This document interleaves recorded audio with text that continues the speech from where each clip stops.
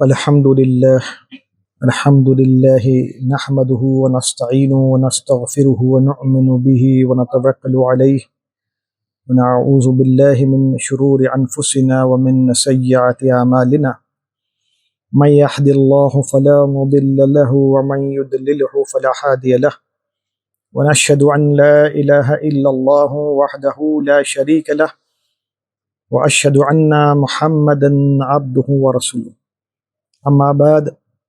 أعوذ بالله من الشيطان الرجيم بسم الله الرحمن الرحيم يا أيها الذين آمنوا اتقوا الله وكونوا مع الصادقين صدق الله العظيم رب اشرح لي صدري ويسر لي أمري واحلل عقدة من لساني يفقهوا قولي السلام علیکم ورحمۃ اللہ وبرکاتہ۔ اولیاء اللہ کے مزارات کی زیارت کے تعلق سے گزشتہ درس میں ہم نے ان نقاط کو سمجھنے کی کوشش کی کہ جو انسان کے لیے نفع نہیں بلکہ نقصان کا باعث بن سکتے ہیں، اور امت مسلمہ کو چاہیے کہ وہ ان نقاط کے تعلق سے گہری سوچ رکھے اور اپنے عمل کی درستی کرے، تاکہ وہ جو محنت کی جا رہی ہے، وہ جو عمل ہے، وہ بے فعل نہ ہو اور مقصود فوت نہ ہو۔ اس لیے ان نقاط کو مد نظر رکھتے ہوئے ان برائی سے اپنے آپ کو بچانا ہے جن کا تعلق چاہے عقائد سے ہو یا اعمال سے ہو۔ آج انشاءاللہ تعالی اسی زنجیر کی اگلی کڑی کے طور پر ہم یہ جاننے کی کوشش کریں گے کہ اولیاء اللہ کے مزارات پر فیوز و برکات حاصل کرنے کے لیے کون سے آداب اور اصول پر عمل پیرا ہونا ضروری ہے، اور کس طرح اولیاء اللہ کے مزار پر حاضری دینا اور وہاں کی زیارت کرنا تاکہ اللہ تعالی جل جلالہ کی رضا کا حامل بنے بندہ اور مقصود تک پہنچے۔ سب سے پہلے جان لینا چاہیے کہ ہمارا دین کلی طور پر آداب اور اصول سے بنا ہوا ہے، اسی لیے کوئی بھی عمل ایسا نہیں ہے جس میں کوئی پیشتر اصول یا قواعد موجود نہ ہو۔ نماز سب سے بڑا ستون ہے، لیکن وضو کے بغیر نماز قبول نہیں ہوتی، ہم سبھی جانتے ہیں۔ یعنی اصول اول یہ ہے کہ سب سے پہلے وضو کیا جائے، اس کے بعد ہی نماز کے قبول ہونے کی کوئی گنجائش ہے۔ نماز پڑھنا ہم سب کے لیے لازمی ہے، لیکن اگر نماز کے فرائض اور واجبات کا ہم اہتمام نہیں کریں گے تو گویا نماز ہوئی ہی نہیں، اب نماز کو لوٹانا ضروری ہے۔ تو کئی ایسے مسئلے ہیں کہ اگرچہ عمل اپنی جگہ درست طور پر نہ کیا جائے، شرائط اور قواعد اور اصولوں کی بنیاد پر نہ کیا جائے، تو اللہ کے بارگاہ میں وہ شرف قبولیت تک نہیں پہنچتا۔ بالکل اسی طرز پر اولیاء اللہ کے مزارات کی زیارت کے لیے بہت باریک نقاط ہیں عقائد کے اور اعمال کے، کہ جن کو بہت اچھی طرح سمجھ کر اس پر عمل کرنا ضروری ہے تاکہ حقیقی فیض حاصل ہو اور انسان کو نقصان نہیں بلکہ نفع حاصل ہو۔ تو گویا آج کی اس نشست میں ہم نفع کس طرح حاصل کریں، اس پر انشاءاللہ کچھ قدر وضاحت کریں گے باذن اللہ تعالی۔ سب سے پہلے جان لینا چاہیے کہ جب ہم اولیاء اللہ کی زیارت کو جائیں تو اپنے نیت کو درست کر لیں۔ نیت ہمیشہ اللہ کی رضا کے لیے ہونا ضروری ہے، یعنی مقصود حقیقی صرف اور صرف اللہ کی ذات اور اللہ کی رضا ہونا ضروری ہے۔ اور اس کے لیے ایک فارمولا ایسا ہے کہ اگر ہم وہ فارمولا ذہن نشین کر لیتے ہیں تو ہمیشہ یاد دہانی کے طور پر کسی بھی عمل میں ہمارے لیے وہ مددگار ثابت ہوگا۔ تو وہ جملہ یہ ہے، الہی انت مقصودی ورضاق مطلوبی۔ یہ اکابرین اولیاء کاملین کا نسخہ ہے کہ یہ ہمیشہ اس جملے کا تکرار کیا کرتے ہیں، اور اپنے مریدین کو، معتقدین کو بھی یہ درس کے طور پر دیا جاتا ہے۔ اور بعض طرق میں تو ذکر کے دوران بھی اس کو بار بار اس کو جو ہے ریپیٹ کیا جاتا ہے۔ الہی انت مقصودی و رضاک مطلوبی، اے اللہ تو میری زندگی کا مقصود ہے، میرے کیے جانے والے عمل، جو بھی عمل ہے، انسان اگر ذکر کر رہا ہے، جو بھی نیک کام کر رہا ہے، تو اس کا مقصود کیا ہونا چاہیے؟ الہی انت مقصودی، لفظ انت میں اللہ کی ذات باری تعالیٰ مقصود ہے یہاں پر۔ الہی انت مقصودی و رضاک مطلوبی، اے اللہ میں تیری رضا، تیری خوشنودی طلب کرتا ہوں۔ مقصود اور مطلوب دونوں اللہ کی ذات ہے، اللہ کی ذات مقصود ہے، اور طلب کیا ہے؟ اللہ کی رضا۔ تو اب ہم اگر اولیاء اللہ کی زیارت کے لیے گھر سے نکلتے ہیں تو یہ جملہ ہمیں یاد دہانی کے طور پر ضرور اپنے آپ کو، اپنے اندر ہی صحیح، باطن میں ہی صحیح، اپنی نیت کو درست کرنے کے لیے جملہ بہت بہترین جملہ ہے، الہی انت مقصودی و رضا کا مطلوب، کہ ہم کسی اللہ کے برگزیدہ دوست، کسی اللہ کے ولی کی زیارت، ان کے مزار کی زیارت اگر کر رہے ہیں تو مقصود اس میں بھی اللہ ہونا چاہیے، اور مطلوب اس میں بھی صرف اللہ کی رضا ہونی چاہیے۔ تو اس طرح شرط اول کے طور پر اپنے نیت کو درست کر لیں، اور جس طرح کہ ہمارا دین ہمیں حکم دیتا ہے کہ پاک صاف لباس اور بدن کی پاکیزگی کے ساتھ، یعنی وضو کے ساتھ اگر ہم زیارت اولیاء اللہ کرتے ہیں تو یہ زیادہ مناسب آداب میں سے ہے۔ تو اول یہ کہ نیت کو درست کر لیں، اور دوم یہ کہ باوضو ہو کر کے اب جب ہم کسی تاریخی حقیقی اولیاء اللہ کی مزار پر جاتے ہیں، یہاں ایک خلاصہ یہ بھی درکار ہے تنبیہ کے طور پر کہ بسا اوقات ہم نادانی میں جو بھی مزار نظر آئے وہاں چلے جاتے ہیں، چند لوگوں کو اگر کہیں پہ اکٹھا دیکھا تو سمجھتے ہیں کہ یہ بہت بڑے اولیاء اللہ ہیں۔ ایسا نہیں ہے، دور حاضر میں یہ بہت بڑا فتنہ برپا ہو چکا ہے، اور اس سے بچنے کی ضرورت ہے۔ بسا اوقات ایسا ہوتا ہے کہ جب ہم کسی کی درگاہ میں زیارت کے لیے جاتے ہیں تو پتہ چلتا ہے کہ بس ایسے ہی وہاں کے لوگوں نے اپنے بڑوں کو بڑا بنا دیا ہے، حقیقی طور پر وہ کوئی اتنے بڑے ولی اللہ نہیں تھے۔ تو یہاں بڑا جو ہے خامیازہ ہم کو اٹھانا پڑے گا اگر ہم تحقیق نہ کریں کہ ہم زیارت کس کی کر رہے ہیں۔ تو تاریخی حقیقی اللہ والا ہونا چاہیے کہ جس سے امت مسلمہ کو بڑا نفع حاصل ہوا ہو، انہوں نے امت مسلمہ کی بڑی خدمت کی ہو، اور ایسے اشخاص کی ہمارے ملکوں میں کوئی کمی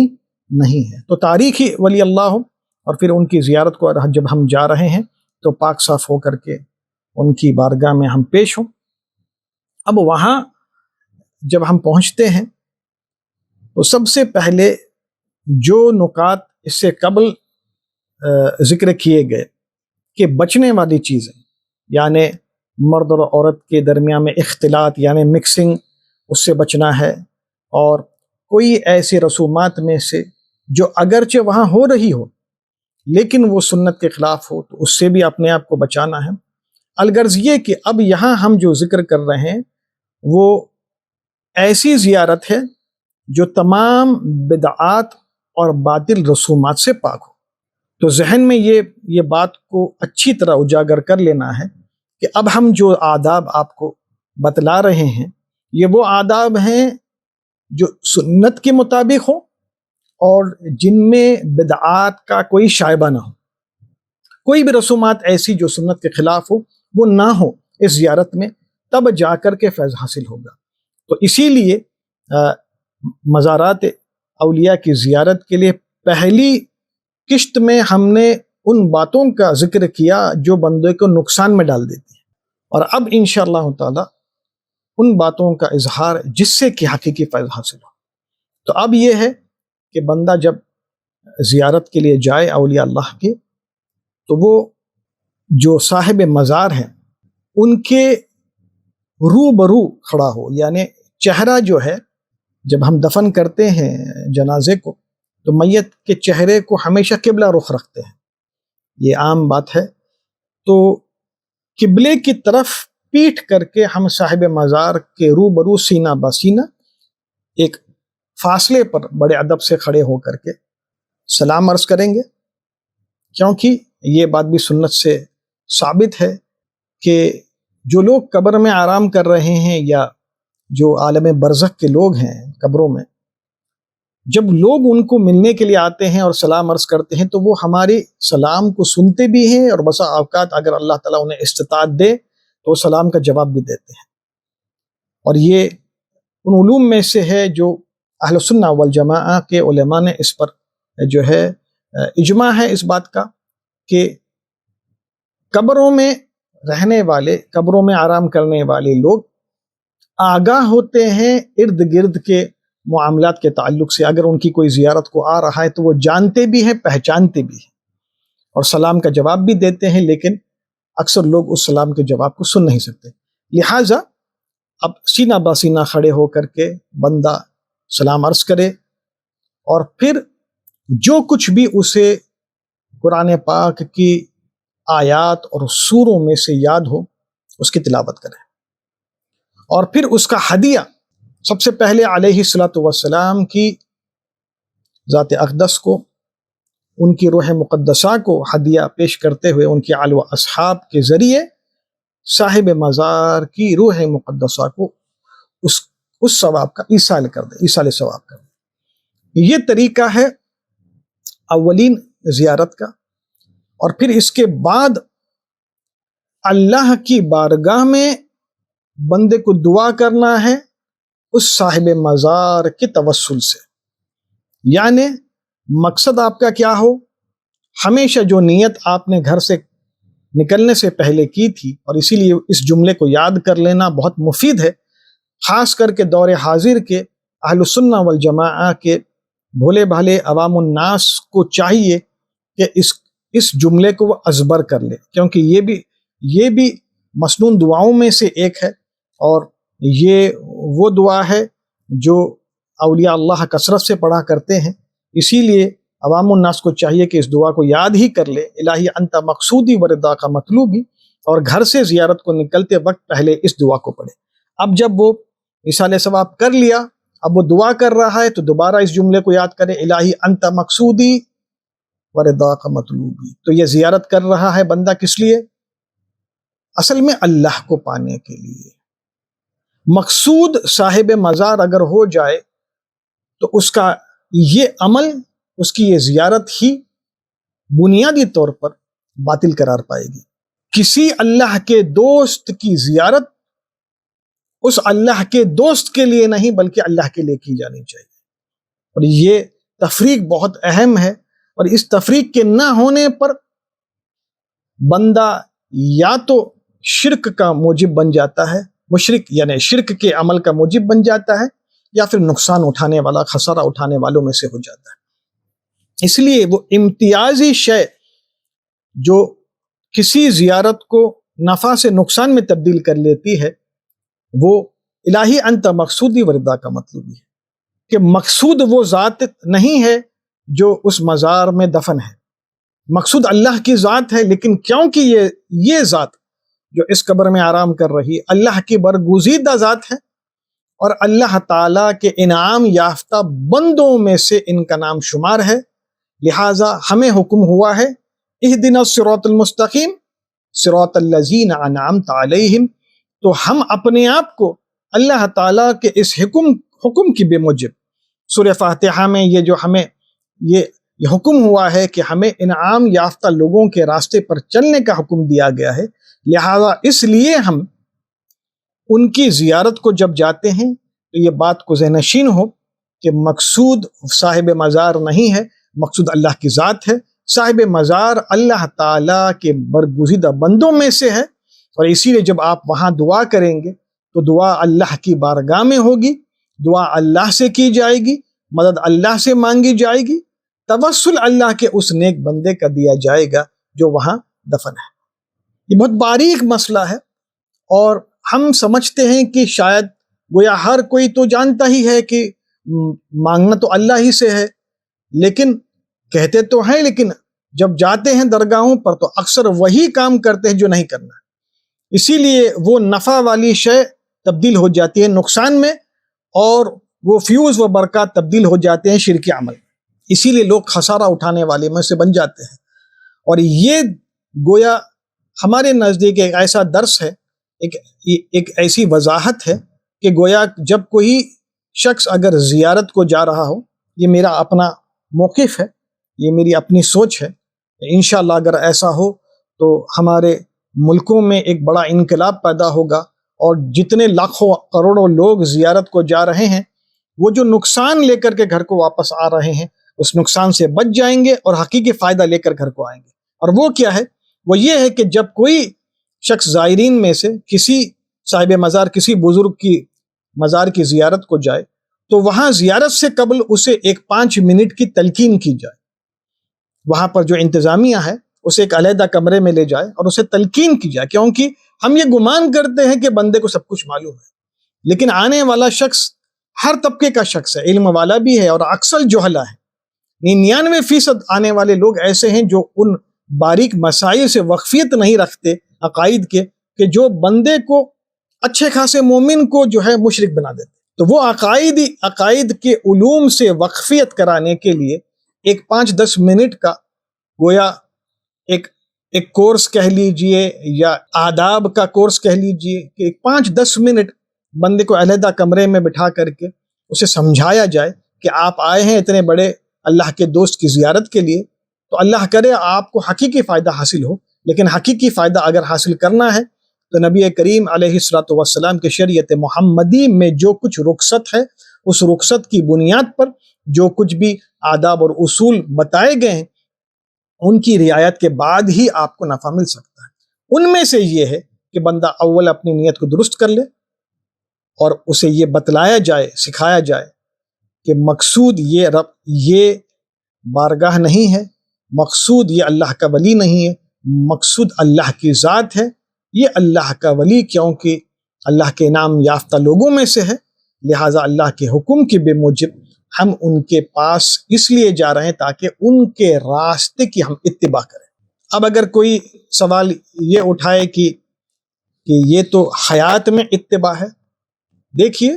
بعض جگہ ایسی ہوتی ہیں کہ جو عبرت کی جگہ ہوتی ہے، عبرت کی جا ہوتی ہے، اور اس لیے وہاں پر اللہ تعالیٰ کا فضل، اللہ تعالیٰ کی نشانیوں میں سے نشانی ہے۔ اگر ہم اصول کے طور پر اگر اس بات کو سمجھنے کی کوشش کریں تو سب سے بڑی مثالوں میں سے ایک مثال مقام ابراہیم ہے۔ مقام ابراہیم کچھ نہیں بلکہ ایک پتھر ہے جس پر حضرت ابراہیم کے پاؤں کے نقش موجود ہیں۔ جب وہ تعمیر کیا کر رہے تھے کعبۃ اللہ کی تو اس وقت وہ پتھر پر کھڑے ہو کر کے اینٹ سے یا پتھروں سے جب تعمیر کیا کرتے تھے تو اس میں اللہ کے حکم سے وہ پتھر نرم ہو گیا اور آپ کے نقش پا اس پر جو ہے محفوظ ہو گئے۔ دیکھیے اللہ تعالی ہمیں کلام پاک میں حکم دیتا ہے وَاتَّخِذُوا مِن مَقَامِ إِبْرَاهِيمَ مُصَلَّى، کہ مقام ابراہیم کو اپنے عبادت کی جگہ بنا لو۔ تو اب جب وضاحت قرآن میں ہی ہے تو اصل مقصود مقام ابراہیم کا سجدہ نہیں ہے، مقصود تو سجدہ اللہ ہی کی بارگاہ میں ہے، لیکن وہاں ہم عبادت کر رہے ہیں کیونکہ وہاں ایک بڑی نشانی ہے۔ کس کی نشانی ہے؟ اللہ کے برگزیدہ بندے کی نشانی ہے۔ تو جہاں پر اللہ تعالیٰ کی نشانیاں موجود ہیں وہاں پر عبادت کرنے کی افضلیت، وہاں پر عبادت کرنے کا حکم یہ ہمیں براہ راست شرع سے حاصل، نص قطعی سے حاصل ہو رہا ہے۔ قرآن میں اس کی طرف رغبت دلایا جا رہا ہے کہ بالکل الفاظ کے ساتھ، یہ نہیں کہا کہ کعبہ کے سامنے نماز پڑھو، بلکہ وَاتَّخِذُوا مِن مَقَامِ إِبْرَاهِيمَ مصلی بنا لے، یعنی اپنی عبادت کی جگہ بنا لے، نماز کی جگہ بنا لے۔ اور اسی لیے آج تک اربوں خربوں لوگ 7 چکر طواف جب مکمل ہو جائے تو مقام ابراہیم کے پیچھے 2 رکعت نفل نماز پڑھتے ہیں۔ یہ آج تک حجاج کرام کا معمول رہا ہے اور اس میں کوئی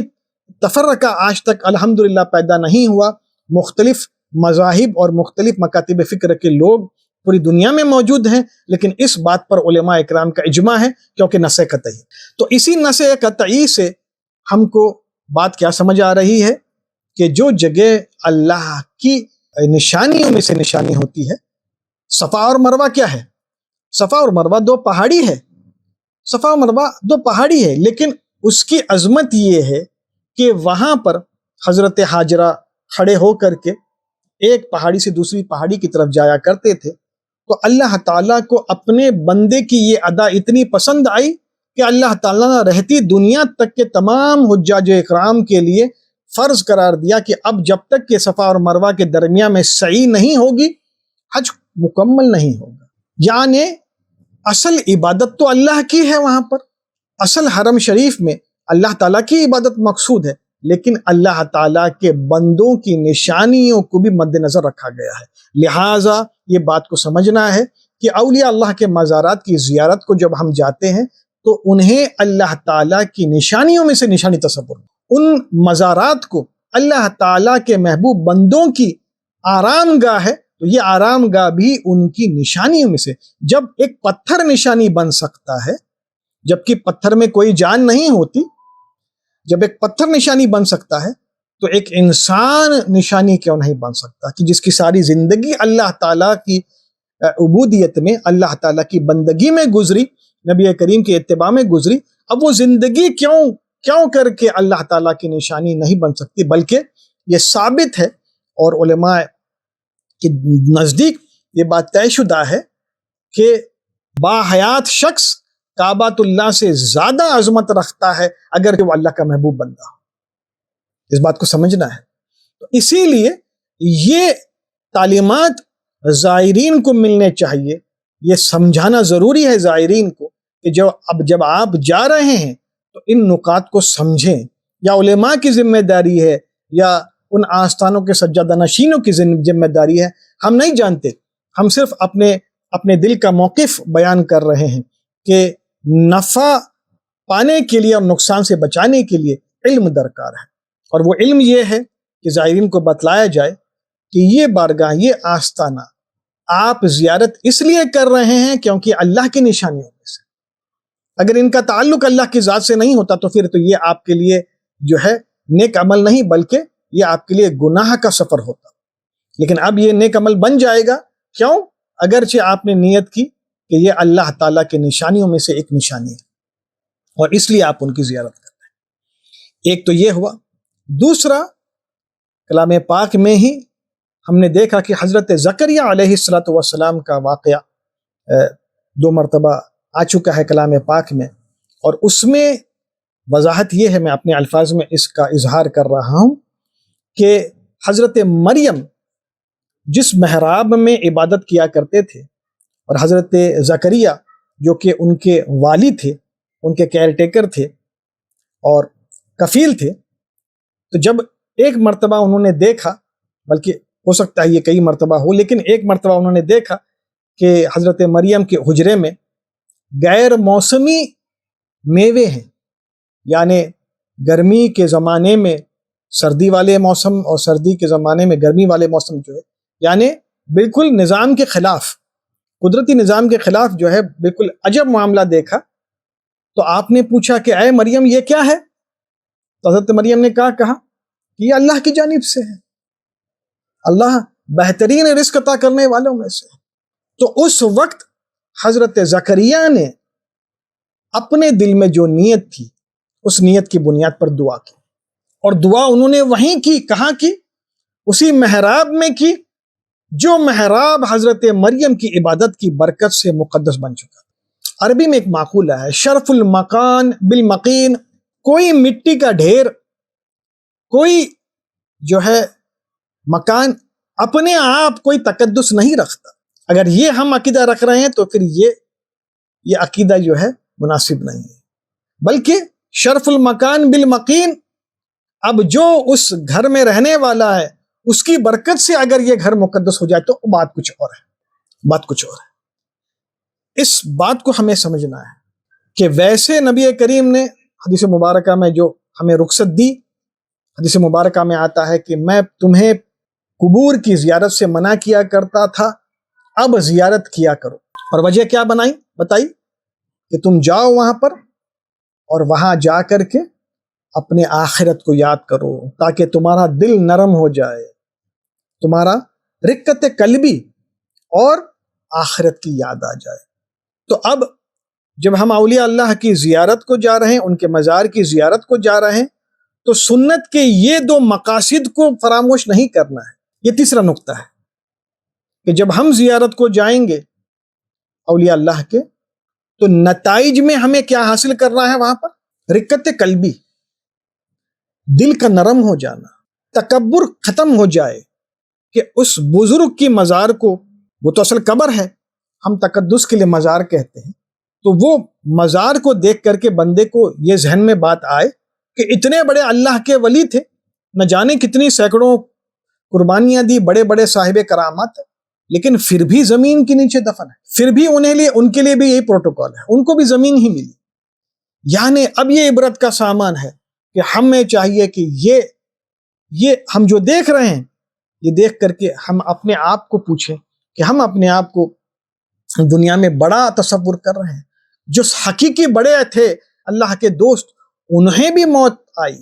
انہیں بھی موت کا مزہ چکھنا پڑا، کل نفس ذائقۃ الموت۔ تو اب یہ اس طرح اگر ہم زیارت کریں کہ زیارت کرتے وقت ذہن میں یہ باتیں ہوں جو نبوی نسخے ہیں، نبی کریم نے زیارت کی اجازت دی شرطیہ، یہ بات کو سمجھنا ہے۔ فرمایا کہ پہلے میں منع کیا کرتا تھا، لیکن اب زیارت کی اجازت دے دی میں نے، اب تم زیارت کیا کرو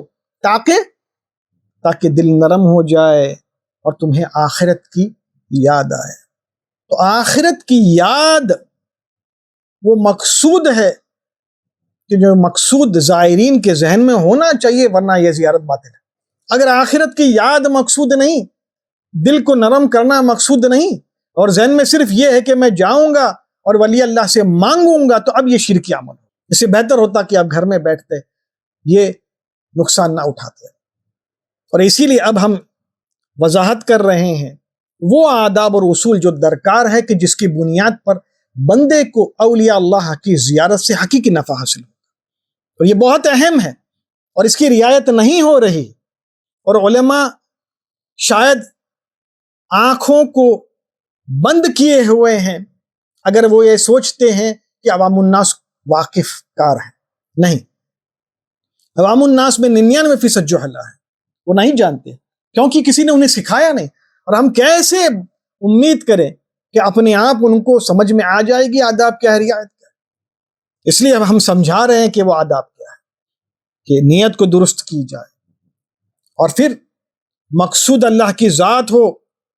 دوران زیارت بھی، زیارت سے پہلے بھی، زیارت کے عمل کے وقت بھی، زیارت کے بعد بھی، کہ تاکہ ہمیشہ یاد رہے کہ یہ جو زیارت ہے، یہ اس سے بھی میرا مقصد کیا ہے کہ میں اللہ کی خوشنودی کو پاؤں، ورضا کا مطلوبی۔ اور پھر ذہن میں اگر وسوسے آئیں کہ یہ کام کہیں شرکیہ تو نہیں، کہ میں کہیں بت پرستی تو نہیں کر رہا ہوں، کہیں میں غلط کام تو نہیں کر رہا ہوں، تو ان وسوسوں کو دفع کس طرح کرے؟ مقام ابراہیم کو یاد کرے۔ اگر پتھر کی نشانی شرک ہوتی تو مقام ابراہیم کو سب سے پہلے وہاں سے ہٹا دینا چاہیے۔ اچھا اتنا ہی کیوں، حجر اسود کو لے لیجئے۔ حضرت عمر کا مشہور قول، آپ جب حجر اسود کو بوسہ دیتے تو یہ کہتے بآواز بلند تاکہ دیگر اصحاب سنیں کہ اے حجر اسود، میں جانتا ہوں نہ تو نفع دے سکتا ہے نہ تو نقصان پہنچا سکتا ہے، اللہ کی ذات کی قسم میں تیرا بوسہ صرف اس لیے دے رہا ہوں کیونکہ نبی کریم نے ہمیں یہ سکھایا۔ بات سمجھ میں آئی؟ تو جب تک شرع اور سنہ سے ہمیں رخصت نہ ملے، ہمیں کسی مسئلے میں جرت نہیں کرنی چاہیے، کیونکہ نقصان ہی نقصان ہوتا ہے۔ اولیاء اللہ کے مزارات کی زیارت کے تعلق سے علماء اہل سنت نے جواز پیش کیے ہیں جو سنت پر مبنی ہیں، وہ بے دلیل نہیں ہے۔ لیکن اگر ہم ان اصول اور قواعد اور وہ جو ضوابط ہیں ان کو مد نظر نہیں رکھتے ہیں، یقینی طور پر نقصان ہی حاصل ہوگا۔ لہٰذا جو جگہ ہے اللہ کے برگزیدہ بندے کی آخری آرام گاہ ہے، ظاہر سی بات ہے وہ بھی اللہ تعالیٰ کی نشانیوں میں سے بڑی نشانی ہے، اور اسی لیے تمیز کرنے کے لیے علماء اہل سنہ نے اجازت دی کہ جو حقیقی اولیاء اللہ، تاریخی اولیاء اللہ، تو ان کی قبروں کو علیحدہ اس طرح تمیز کے لیے تاکہ عوام اور خواص کے درمیان تمیز ہو جائے، اس لیے انہوں نے کہا کہ بھئی چلو اس کو کچھ قدر جو ہے آپ ایک چادر ڈال لے کر یا کچھ ایک احاطہ بنا کر، مختلف علماء کے مختلف اقوال ہیں اس پر، مقصد صرف ایک ہے تاکہ عوام الناس میں اور ان میں تمیز کی جائے، تاکہ عوام الناس جب وہاں پر آئے، دیکھیے ہم انسان ہیں، ہم حساسیت والے لوگ ہیں، ہم جذبات رکھتے ہیں، اور جب ہم اللہ کی نشانیوں کو مد نظر نہیں رکھیں گے تو اللہ کی یاد کہاں سے آئے گی؟ اگر نشانیاں مٹانا مقصود ہوتا تو سب سے پہلے تو حجر اسود کو ہٹانا پڑے گا معاذ اللہ، اس کے بعد میں مقام ابراہیم کو ہٹانا پڑے گا معاذ اللہ، اس کے بعد صفا اور مروہ کو بھی ہٹانا پڑے گا، کیونکہ یہ سب بے جان چیزیں ہیں، یہ سبھی پتھر ہیں، اور اگر مسئلہ کسی بندے کو پتھر سے ہے کہ پتھر نفع نقصان نہیں دیتا، یہ تو ہم جانتے ہیں، لیکن باوجود اس کے ہم اپنی عبادت میں ان پتھروں کو شریک کیے ہوئے۔ کس طرح شریک؟ عبادت میں شریک نہیں، ایک حصہ ہے کہ اب طواف کرنے کے بعد میں مقام ابراہیم کے پیچھے 2 رکعت نماز پڑھ، تو نماز تو اللہ ہی کے لیے ہے، لیکن سامنے مقام ابراہیم ضرور ہے۔ وہ کس حیثیت سے ہے؟ جب مقام ابراہیم کا پتھر اللہ کی نشانیوں کی حیثیت سے ہے تو اب یہ شرک نہیں ہوا، بلکہ یہ وسیلہ بنے گا اللہ کی ذات کی قربت کے۔ یعنی اسی طرح صفا اور مروہ پہ بندہ اب کھڑا ہوا ہے تو یہ پتھروں کا پہاڑ ہے، لیکن جب یہ وسیلہ ہم اس کو ذہن میں رکھیں گے کہ ماں ہاجرہ یہاں پر کھڑی ہوئی تھی اور اللہ تعالیٰ کو ان کی یہ ادا اتنی پسند آئی کہ قیامت تک کے آنے والے حجاج کرام پر لازم قرار دیا، فرض قرار دیا کہ جب تک میرے محبوب ترین بندی کی یہ ادا کی نقل نہیں کرتے میں آپ کا حج قبول نہیں کرتا۔ تو پھر اندازہ لگائیے کہ حضرت حاجرہ کوئی نبی تو نہیں تھے نا، ہم تو انہیں ولی کہیں گے۔ حضرت مریم کوئی نبی تو نہیں تھے نا، ولی تو تھے نا۔ تو دیکھیے قرآن پاک ہی میں ہمیں مقام ابراہیم کے پیچھے نماز پڑھنے کا حکم دے رہا ہے۔ ٹھیک ہے، حضرت ابراہیم تو نبی تھے، لیکن ان الصفا والمروة من شعائر اللہ فمن حج البیت او اعتمر فلا جناح علیہ ان یطوف بہما، یہ تو حکم ہمیں کلام پاک میں طواف صفا اور مروہ کا، لیکن صفا اور مروہ کی نسبت حضرت ابراہیم سے نہیں ہے، صفا اور مروہ کی نسبت اللہ کی نیک بندی حضرت حاجرہ سے ہے۔ صرف وہ وہاں پر چند ایک قلیل مدت کے لیے ان پہاڑوں پر جب کھڑے ہو گئے تو اب وہ پہاڑ مقدس بن سکتا ہے، وسیلہ بن سکتا ہے عبادت کا۔ تو جس جگہ اللہ کا بندہ دفن ہو، اب قیامت تک یہ وہ وہیں رہے گا، تو وہ جگہ کیوں کر کے وسیلہ نہ بنے امت مسلمہ؟ یہ عقلی بحث ہے، سمجھنا چاہیے۔ ہاں فرق یہ ہے، فرق وہی باریک عقیدے کا ہے کہ صفا کو اگر عبادت کا مقصود بنا لے تو اب یہ شرک ہو جائے گا، لیکن صفا کے پہاڑ کو وسیلہ بنائے، مقصود باری تعالیٰ کی ذات ہو، تو اب یہ جائز ہے۔ اسی طرح اولیاء اللہ کے مزار کی زیارت، کہ وہ زیارت، وہ قبر، وہ مزار مقصود نہیں ہے بلکہ وسیلہ ہے اللہ تعالیٰ کی خوشنودی حاصل کرنے کا، کیونکہ یہ اللہ تعالیٰ کی نشانیوں میں سے ایک نشانی، تو پھر یہ جائز ہے۔ اور حضرت زکریا علیہ السلام کا اس محراب میں دعا کرنا، دیکھیے یہ بڑا عجب معاملہ ہے اور بڑا دلچسپ واقعہ ہے کہ حضرت زکریا تو اس وقت نبی تھے جب آپ نے یہ دعا کی، وہ تو نبی تھے، لیکن جب آپ نے اپنی آنکھوں سے حضرت مریم پر اللہ کا انعام دیکھا کہ اس محراب میں عبادت کرتے ہوئے وہ تقوی اور پرہیزگاری کے باعث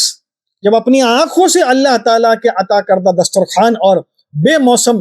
میووں کو وہاں پر موجود دیکھا، تو اب یقین کو بلند درجے تک پہنچانے کے لیے اسی وقت، اور الفاظ بھی کیا آیا کلام پاک میں، ہنالک، وہیں پر اسی وقت اسی جگہ، ہنالک، دیکھیے اب یہاں پہ اشارہ ہے کہ حضرت زکریا گھر نہیں گئے، نبی تو نبی ہے، نبی کی دعا تو گھر میں بھی قبول ہونی چاہیے، بازار میں بھی قبول ہونی چاہیے، سفر میں بھی قبول ہونی چاہیے، حضر میں بھی قبول ہونی چاہیے، لیکن یہاں کچھ سکھانا مقصود تھا بندوں۔ میں ناچیز یہ اس آیت سے جو ہے یہ بات سمجھا ہوں کہ گویا اللہ ہمیں سمجھا رہا ہے کہ جہاں اللہ تعالیٰ کے مقبول بندے کہ جن کی مقبولیت اللہ تعالیٰ کے کسی نشانیوں سے واضح ہو جائے، اور حضرت مریم پر اللہ کا انعام اس معجزے کے ذریعے ظاہر ہوا کہ بے موسم وہاں پر میوے آ رہے تھے، تو اس وقت حضرت زکریا نے بغیر تاخیر کے ہنالکا وہیں پر اسی جگہ اپنے رب سے دعا کی اپنے ذات کے لیے کہ مجھے بیٹا عطا کر۔ اب دیکھیے کیا اس جگہ دعا کرنے کے لیے وہ جگہ خاص نہیں ہوئی، گھر جا کر بھی دعا کر سکتے تھے، لیکن کیونکہ اب وہ جہاں اللہ کی شان کا مظہر بن چکا تھا، جیسا ہم نے پہلے بتایا مشہور معقولہ عربی زبان کا شرف المکان بالمکین، محراب تو کروڑوں محراب ہیں، لیکن وہ محراب کا تذکرہ جو قرآن میں ہے وہ کتنا مقدس محراب ہے، لیکن وہ محراب مقدس بنا کیسے؟ وہاں جو ذات عبادت کر رہی تھی وہ اللہ کی برگزیدہ ذات تھی، حضرت مریم نے وہاں سجدے کیے، وہاں دعائیں کی، اور وہ صالحات میں سے تھی، اور قرآن گواہ ہے نہ جانے کتنی دفعہ حضرت مریم کی پاکیزگی اور حضرت مریم کی جو ہے بلند قدری کے بارے میں اللہ تعالیٰ نے کلام پاک میں بہترین الفاظ میں ذکر کیا۔ تو اب جب اللہ کا کوئی ایسا بندہ کسی ایک محراب میں معتکف ہو جائے تو اب اللہ کا جب انعام اس محراب پر نازل ہوگا نا، تو اب وہ محراب بھی اللہ تعالیٰ کی نشانیوں میں سے ایک نشانی بن جائے۔ عین اسی طرز پر حضرت زکریا کی گویا اتباع میں زائرین جو اولیاء اللہ کی مزارات پر زیارت کے لیے جا رہے ہیں، حضرت زکریا کی اتباع کرنی چاہیے۔ میرے ذہن میں تو بات یہ آ رہی ہے، وہ کیا؟ حضرت زکریا نے وہاں پر حضرت مریم سے دعا کی التجا نہیں کی، جبکہ حضرت مریم موجود تھے۔ بات کو سمجھنا ہے، دیکھیے عقیدہ کیا ہے، یہی فرق ہے، تمیز کرنے والی شے یہی ہے۔ حضرت زکریا اگر حضرت مریم سے کہتے اے مریم میرے لیے دعا کرو، تم تو کتنے برگزیدہ ہو، اللہ تعالیٰ تمہیں رزق عطا کر رہا ہے، بے موسم ہے، نہیں، بلکہ حضرت زکریا نے وہاں اللہ سے دعا کی۔ اور ظاہر سی بات ہے جب دعا کی تو دل میں نیت تو یہی ہوگی کہ توسل حضرت مریم کی عبادت اور تقوی اور پرہیزگاری اور اس مبارک جگہ کی ہوگی کہ جس جگہ پر اللہ تعالیٰ کی نشانیاں بالکل واضح طور پر نظر آ رہی ہیں۔ عین اسی طرح جو زائرین ہیں اولیاء اللہ کی مزارات کے، وہ جب وہاں پر کھڑے ہوں، ہنالکا اب وہاں پر کھڑے ہوں، اب دعا کریں گے ڈائریکٹ اللہ عز و جل سے، صاحب مزار سے نہیں، اور توسل دیں گے اس مزار میں دفن ہوئے رب کے برگزیدہ بندے کا توسل اختیار کریں گے کہ اے اللہ تیرے نشانیوں میں سے ایک نشانی یہ بندہ تھا جس نے اپنی زندگی یوں بسر کی کہ لاکھوں کی زندگی تبدیل کر دی۔ مثال کے طور پر حضرت خواجہ خواجگان خواجہ معین الدین چشتی سنجری اجمری قدس اللہ سر العزیز کی بارگاہ میں اگر کوئی حاضر ہوتا ہے، ان کی مزار کی زیارت کے لیے کوئی نیت کرتا ہے تو کروڑوں لوگ جاتے ہیں، لیکن افسوس کہ 99% لوگ جو ہے ان آداب کو نہیں جانتے، اس لیے نفع کے بغیر نقصان اٹھا کر کے آتے ہیں۔ اب وہاں بندہ جا کر کے حضرت زکریا کی اتباع میں اللہ کی بارگاہ میں دعا کرے، اے اللہ تعالیٰ میری یہ حاجت ہے، تو صاحب مزار کے تصدق، تو ان سے راضی ہے، ان کی زندگی تیری رضا میں گزری ہے، میری خواہش ہے کہ اے اللہ تعالیٰ میں بھی ان کے نقش قدم پر چلوں، اے اللہ تعالیٰ تو مجھے میری فلاں یہ حاجت کو پورا کر، اور چاہے وہ دنیاوی ہو یا اخروی ہو۔ زیادہ مناسب ہوگا اگر دعائیں اخروی ہوں کہ اللہ تعالیٰ ان برگزیدہ بندوں کے نقش قدم پر چلنے کی توفیق مجھے عطا کر، لیکن قید نہیں ہے، کیونکہ جس چیز کی اجازت شریعت نے دی ہے کوئی مائے کا لال اس دروازے کو بند نہیں کر سکتا، کیونکہ بیٹے کی دعا یہ اخروی ہونا لازمی نہیں ہے، بیٹے کی دعا دنیاوی بھی ہو سکتی ہے۔ ہاں حضرت زکریا کا بیٹے کی دعا مانگنا دنیاوی بھی تھا اخروی بھی تھا، کیوں؟ کیونکہ انہوں نے صرف بیٹا نہیں بلکہ وارث طلب کیا تھا جو نبوت کا وارث ہو اور ان کے اس پیغام کو آگے بڑھائے، یعنی اس بنیاد پر جواز ملتا ہے کہ ہم اولیاء اللہ کے مزار کی زیارت کو جب جائیں تو دنیا بھی طلب کر سکتے ہیں، لیکن طلب صاحب مزار سے نہیں اللہ کی ذات سے۔ یہ وہ باریک فرق ہے جو اگر ذہن نشین ہو جائے، الہی انت مقصودی و رضا کا مطلوبی، اس کا ورد زباں اگر ہو جائے زیارت کے وقت، تو عقیدہ درست ہوگا اور ہم غفلت سے بچ جائیں گے۔ اور پھر حضرت زکریا کے اتباع میں، کیونکہ پاک جگہ ہے، اللہ تعالیٰ کی نشانیوں، اور جس طرح کی صفا اور مروہ اگر مقدس ہو سکتے ہیں، جس طرح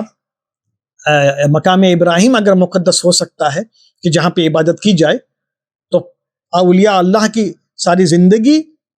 جو اللہ کی رضا میں گزری اور پھر وہ کسی جگہ دفن ہو، قیامت تک وہیں پر رہنے والا ہے، تو پھر وہ جگہ کیوں کر کے وسیلہ نہ بن سکے بندے کی اللہ تعالیٰ کی بارگاہ میں توسل کیوں نہ بن سکے اللہ تعالیٰ سے کی ذات سے حاصل کرنا۔ فرق یہ ہے، دعا مانگنا ہے اللہ کی ذات سے، مدد مانگنا ہے اللہ کی ذات سے، توسل دینا ہے اس برگزیدہ بندے کی، اس بلند ذات کی۔ دیکھیے اجمیر شریف میں اگر کوئی جا کر زیارت کرتا ہے تو کیا وہ اس بات کو بھول سکتا ہے کہ یہ وہ ذات ہے جس کی وجہ سے آج مسلمان ہندوستان میں باقی ہے؟ کیونکہ انہی کی حیات میں جو ہے لاکھوں لوگ مشرف اسلام، اور اکثریت جو سادات کرام کے گھرانوں سے نہیں ہے، وہ تو انہی کے صدقے میں مسلمان ہوئے ہیں، کیونکہ ان کے آج وہ اجداد، آبا و اجداد تو کہیں نہ کہیں جا کر کے اس زمانے میں مشرف اسلام ہوئے ہوں گے کہ آج ان کی نسل پاک جو ہے موجود ہے، کہ آج 200 سے زائد ملین مسلمان محض ہندوستان کے ایک جو ہے ملک میں ہے۔ اگر پاکستان اور بنگلہ دیش کا احاطہ کیا جائے تو نہ جانے 600 سے زائد ملین، 600 ملین مسلم ہوں گے۔ تو یہ ایک بڑا خطہ، یہ ایک بڑی تعداد مسلمانوں کی ان ملکوں میں ان اولیاء اللہ کی برکت کی وجہ سے ہے کہ جنہوں نے اس زمانے میں لوگوں کو دعوت اسلام دی، انہیں مشرف اسلام کیا، اور آج ان کی نسلیں پنپ رہی ہیں، اور آج ہم اگر مسلمان ہیں تو وہ انہی کی برکت سے ہے۔ لہٰذا وہ تاریخی جگہ ہے، اور اسی لیے تاریخی اولیاء اللہ کی زیارت کو جائیں اور وہاں جا کر کے ان آداب کو ملحوظ رکھیں، اور نیت اللہ کی رضا حاصل کرنے کے لیے ہو، اللہ کی خوشنودی حاصل کرنے کے لیے ہو، توسل اس ولی اللہ کا ضرور دیا جائے۔ اور ذہن میں یہ ایک چوتھا نقطہ ہے، اس ولی اللہ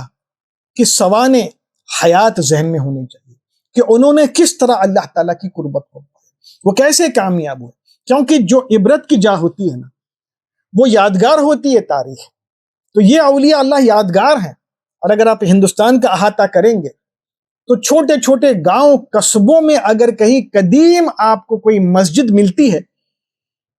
تو میرا دعویٰ ہے، آپ تحقیق کریں، قدیم بات کر رہا ہوں، قدیم مسجد اگر کہیں ملتی ہے تو کہیں نہ کہیں اس کے آس پاس آپ کو کوئی ایک اللہ والے کی مزار ضرور ملے، کہ وہ مسجد قائم ہی ہوئی ہے اس ولی اللہ کی برکت سے۔ آپ جتنے بھی قدیم اولیاء اللہ کی مزارات ہیں ان کو دیکھیں کہ ہر ایک صاحب مزار کے متصل آپ کو ایک مسجد ضرور ملے، یہ نشانی ہے اسلام کی۔ لہٰذا اگر ہم اولیاء اللہ کے مزارات کو فراموش کر دے، بھول جائیں، تو ہمیں اسلامی تاریخ کو بھولنا پڑے گا، کیونکہ ہسٹری آف اسلام، ہندوستان یعنی جو پہلے کا ہندوستان تھا، جس میں بنگلہ دیش، پاکستان سب مل کر کے قدیم ہندوستان،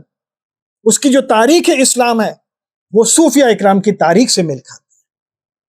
تاریخ اسلام ہندوستان میں از اکول ٹو تاریخ صوفیہ۔ کیوں؟ کیونکہ یہاں اسلام کو روشن کرنے والے اشخاص وہی صوفیہ اکرام تھے جو باہر سے آئے تھے، کوئی افغانستان سے آیا تھا، کوئی ایران سے آیا تھا، بڑی تعداد ایران سے آئی تھی، کئی بغداد سے آئے تھے، عراق سے آئے تھے، کئی یمن سے آئے، کئی دیگر ملکوں سے آئے۔ تو یہ جو اولیاء اللہ ہے، انہوں نے اپنے اپنے طریقے سے اللہ کا فضل جب ان کے شامل حال رہا، انعام یافتہ لوگ تھے، انہوں نے اللہ تعالیٰ کے دین کی دعوت دی، لوگوں نے لبیک کہا، اور انہوں نے وہاں پر کوئی نہ کوئی ایک مسجد قائم کی، اور پھر وہیں پر جب ان کا انتقال ہوا تو ان کو دفن کیا گیا۔ تو یہ بیش قیمتی شعار ہیں، اللہ تعالیٰ کی نشانیوں میں سے نشانیاں ہیں جس کو ہم فراموش نہیں کر سکتے، اور اسی لیے آداب اور اصول کے ساتھ اگر ان کی زیارت کی جائے تو بہت مناسب ہے، اللہ کا فضل شامل حال ضرور ہوگا، اور اللہ تعالیٰ برگزیدہ بندوں کے توسل سے۔ یہاں اگر کوئی سوال کرے کہ اگر برگزیدہ بندہ حیات ہو اور برگزیدہ بندہ فوت ہو جائے تو فوت ہونے کے بعد میں کیا فائدہ حاصل ہوگا؟ دیکھیے، کوئی ولی اللہ ہے، اس کی عظمت اس کے جسم سے نہیں ہے، اس کی بلندی، اس کی بزرگی اس کے جسم میں نہیں ہے، بلکہ اس قربت میں ہے جو اسے اپنی حیات میں حاصل ہے۔ تو جس بزرگ کو اپنی حیات میں اللہ تعالیٰ کی بارگاہ میں کوئی مقام حاصل ہو چکا ہے، قربت خاص حاصل ہو چکا ہے، کوئی بندہ اللہ کی اپنی حیات میں اللہ کا مقرب بندہ بن چکا ہے، تو وہ موت کے بعد بھی اللہ کا مقرب بندہ ہے، کیونکہ موت کے بعد انسان کا جسم تباہ برباد ہو سکتا ہے، اس کی روح تباہ برباد نہیں ہو سکتی، وہ روح تو اس وقت بھی مقرب ہے۔ لہٰذا اگر کوئی سوال یہ اٹھاتا ہے کہ بھئی زندوں کی زیارت کرو، بھئی مردوں کی زیارت کیا کرتے ہو، تو جواز یہ ہے کہ ہم ان کو مبارک ان کے جسم کے ان کے وجود کی بنیاد پر انہیں مبارک تصور نہیں کرتے، بلکہ ہم ان کی نسبت جو اللہ کی بارگاہ میں انہیں حاصل ہے، جو مقام انہیں ان کے اللہ کی بارگاہ میں حاصل ہے، ان کے اعمال کی بنیاد پر، تقوی اور پرہیزگاری کی بنیاد پر جو انہیں مقام حاصل تھا، وہ مقام تو اللہ کی بارگاہ میں طے شدہ ہے، اب وہ مقام کوئی چھین نہیں سکتا، لہٰذا اب وہ مقام حیات میں بھی اگر موجود ہے تو حیات کے بعد بھی وہ مقام وہیں پر موجود ہے۔ جس طرح نبی اگر نبی ہے تو وہ حیات میں بھی نبی ہے، وہ موت کے بعد بھی نبی ہے، کیونکہ یہاں تقدس اور تکریم کسی نبی کی اس کے وجود کی بنیاد پر نہیں ہوتا، اس مقام کی بنیاد پر جو اسے حاصل ہے۔ تو نبی اگر حیات میں ہے تو بھی وہ نبی کہلاتا ہے، اور بعد از حیات یعنی فوت ہو جانے کے بعد، اپنے انتقال کر جانے کے بعد بھی وہ نبی رہتا ہے، کیونکہ اس کا مقام اب اللہ کی بارگاہ میں مضبوط تر ثابت ہے۔ کچھ اسی طرح جو تاریخی اولیاء اللہ ہیں، جن کی حیات ازہر من الشمس روشن ہے،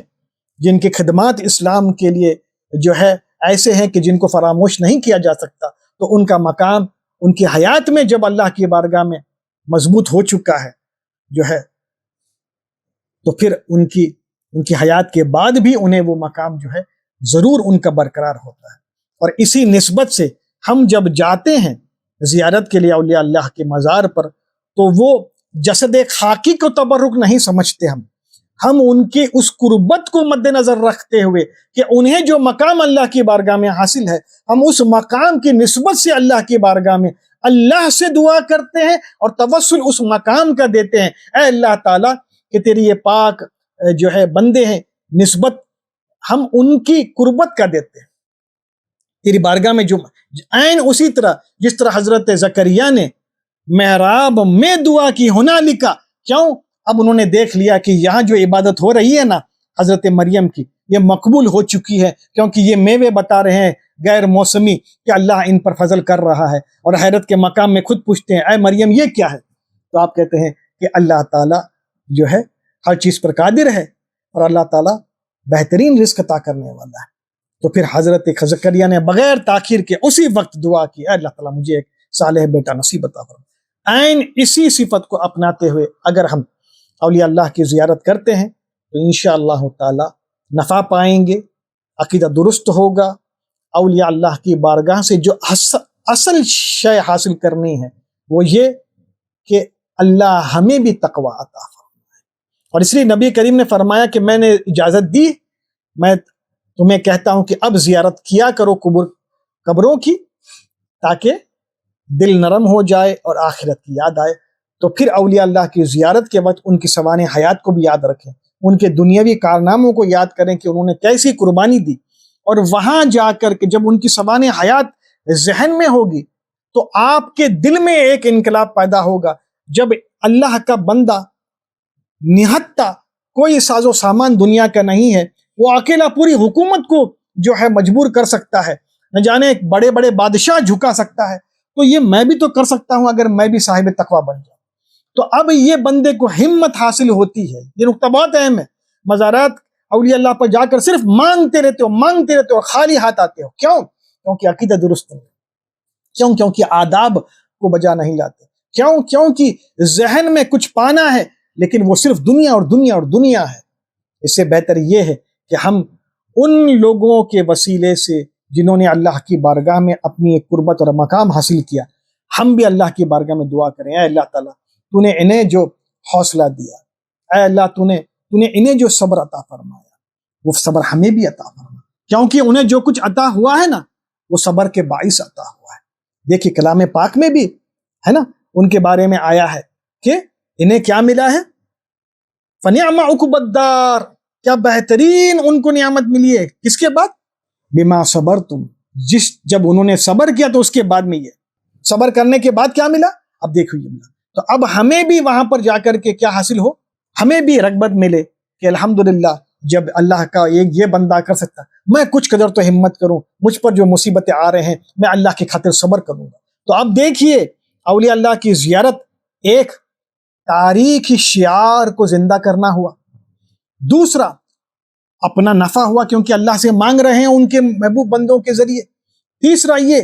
آپ اپنے اعمال کی درستی کر رہے ہیں، صاحب تقوی کی زیارت کو جا رہے ہیں، تو ان کے کارناموں کو، ان کی زندگی حیات کو یاد کرتے ہوئے اگر آپ بھی یہ ارادہ کر لیں، عزم کر لیں کہ اے اللہ تعالیٰ مجھے بھی ایسی زندگی عطا فرما کہ میں بھی صاحب متقی اور پرہیزگار شخص بن جاؤں، تاکہ میرے معاملہ بھی تیرے بارگاہ میں بھی ان کے صف میں کھڑے ہونے والوں میں سے بن جاؤں، تو کتنا بہترین ہوگا، کیا بہترین یہ زیارت ہوگی۔ اگر اس طرز پہ اگر ہم زیارت کریں تو سنت میں جو رخصت دی گئی ہے اس کو استعمال بھی کریں گے، اور پھر جس طرح اولیاء اللہ نے، علماء اکرام نے، علماء راسخین نے حد بندی کے ساتھ جو جواز ہمیں پیش کیا ہے زیارت قبور کا، اس کو ملحوظ رکھتے ہوئے جب ہم زیارت کریں گے تو انشاءاللہ تعالی کلی طور پر نفع ہی نفع ہوگا، اور فیض کا دریا جو ہے وہ جو ہے رواں ہو جائے گا، اور اللہ تعالیٰ کے فیوز و برکات ہمیں حاصل ہوں گے۔ اللہ تعالیٰ ہمیں توفیق دے کہ ہم جب بھی کسی تاریخی ولی کے مزار کی زیارت کو جائیں تو ان باتوں کا لحاظ رکھیں، اور جب اس طرح زیارت کریں گے تو مجھے کبھی امید ہے ہر دن ہمارے علم میں، ہمارے عمل میں اور ہمارے یقین میں اضافہ ہوگا، اللہ پر ہمارا توکل اور بلند ہوگا، اور زیادہ ہمیں رغبت ملے گی کہ ہم تقوی اور پرہیزگاری والے اعمال کریں۔ اللہ سبحانہ و تعالی ہمیں اور آپ کو توفیق رسیق نصیب عطا فرمائے۔ وآخر دعوانا ان الحمد للہ رب العالمین۔